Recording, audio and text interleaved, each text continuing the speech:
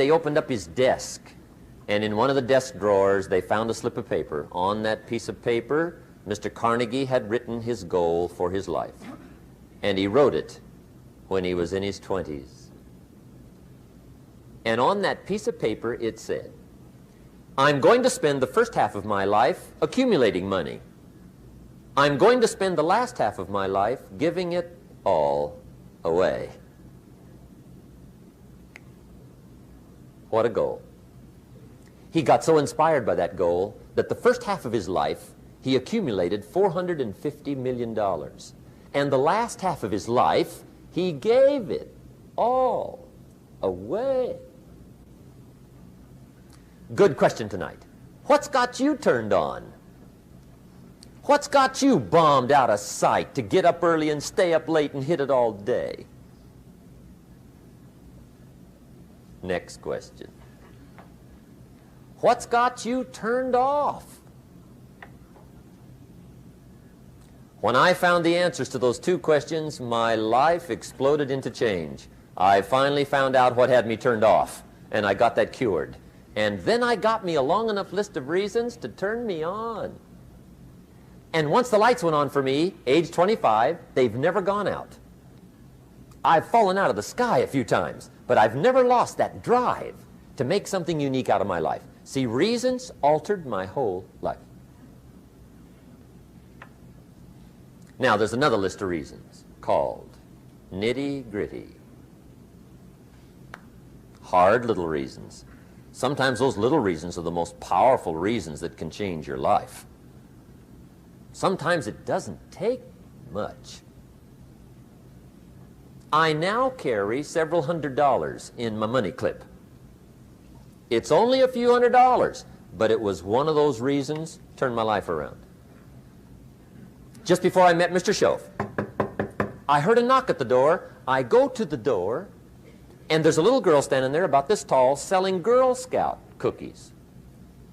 And she gave me one of the finest sales presentations I've ever heard. Special deal, several flavors, this whole package of stuff, $2. And with a big smile, she very politely asked me to buy. And I wanted to. Big problem. I'm broke. I don't have $2.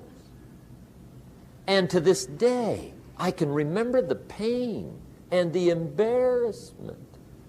I'm a father, I'm a husband, I've been to college, I'm working, I'm 25, I don't have $2. And I didn't want to tell her that for some reason. So I did what I thought was next best. I lied to her. I said, hey, look, I've already bought lots of Girl Scout cookies. I've still got plenty stacked in the house, which was not true. But it seemed to get me off the hook for the moment. She said, well, gosh, that's wonderful. Thank you very much. And she went away. When she left, I closed the door, and that was the day I said to myself, I don't want to live like this anymore. I've had it with lying, and I've had it with being broke. I'm never going to let this happen to me ever again. I promised that day I would work as hard as possible and would always carry plenty. It took me a little while, but now I do. It was one of those reasons. And I guess I carry plenty for two reasons. One is the way it makes me feel, but also in case I bump into another Girl Scout selling cookies. Right? I'm ready.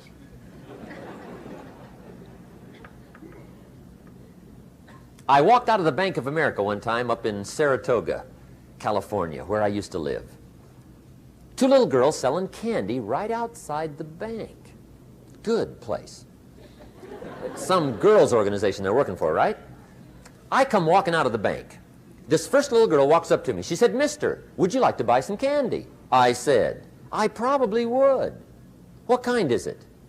She said, it's almond roca. I said, my gosh, that's my favorite. She said, wonderful.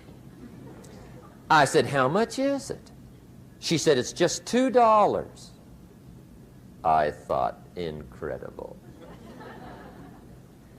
I said, how many boxes of that candy have you got?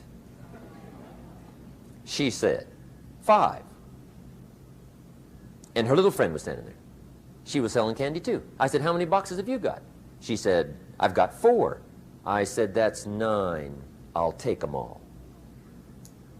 They said, really? I said, yeah, it's my favorite. I've got some friends. I'll pass them around. They got so excited, put all this candy together. I reached in my pocket, gave them the $18. When I've got the candy and they've got the money, that first little girl looks up at me. She says, Mister, you are really something. How about that? Can you imagine only spending $18 and have somebody look at you in the face and say, you are really something? Now you know why I carry heavy, right? I'm not going to miss anymore. It was just one of those reasons. Helped to change my life. One of my nitty-gritty reasons was budget finance.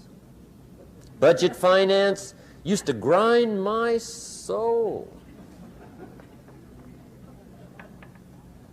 Way back in those early days, I had fallen for one of those consolidation loans, where you take all your little hard-to-pay bills, put them into one big impossible-to-pay bill, right?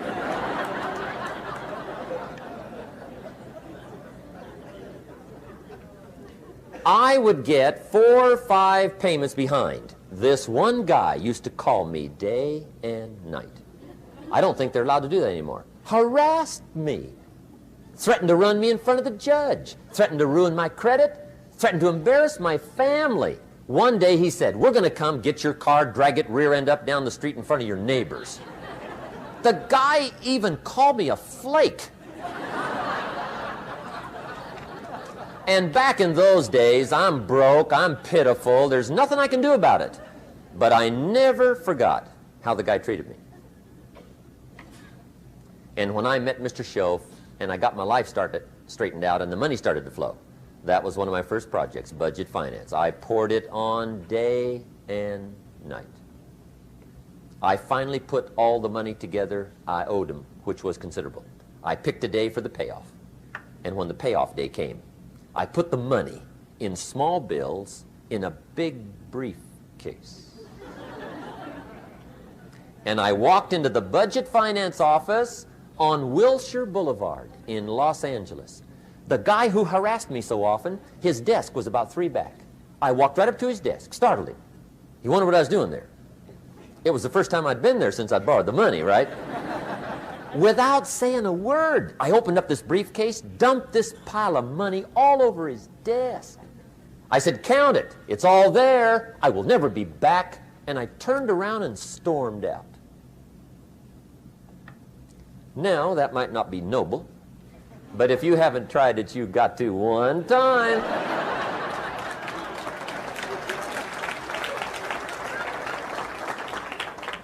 It can be the day that turns your life around. All you need is a reason that turns you on. One of my dear friends, Robert Depew, Bobby used to be a school teacher in Lindsay, olive capital of the world. Bobby taught school several years, got a little weary teaching school. One day decided he wanted to get into sales. So without telling anybody, he just up and quit his job teaching school and jumped into sales. When he did, his brother made fun of him, laughed at him, put him down, said Robert's lost his mind. Had a good job teaching school, now he thinks he's a salesman. He's going to go down the drain, lose everything. Just put him down something fierce. Bobby said, the way my brother acted when I got into sales, he said that made me so mad, I decided to get rich. And my question for you tonight is it possible to get that mad? Of course. Wealth is not a matter of intelligence. It's a matter of inspiration. Today, Robert happens to be one of my millionaire friends. Bobby's rich.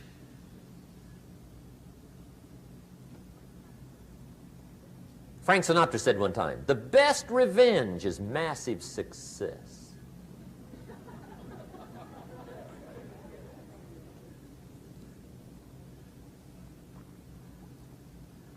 Hey, get you a long enough list of reasons so that after tonight you never lack for inspiration. You might not have all the answers right away, but you can get the answers if you can get the reasons. You are